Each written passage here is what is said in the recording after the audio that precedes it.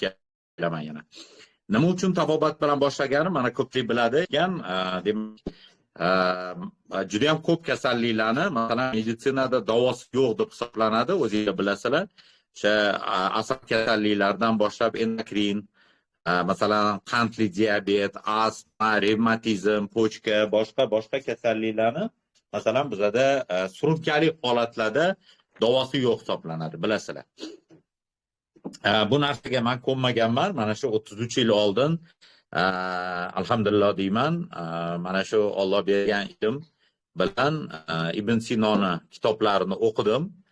Qarasam, Alloh taolo mana shu hamma kasalliklarga shifoni yaratib qo'ygan ekan. Mana shu narsalar bilan berishni boshladim. O'sha paytda tavakkal qilib, chunki u odamlar 20 yillab tuzalmagan kasallar kelardi, yozib berurdim.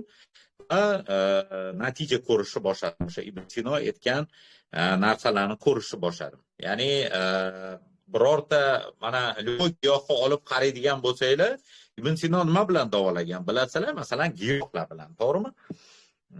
Masalan, o'sha qaysiki giyohni olib o'qiydigan bo'lsangiz,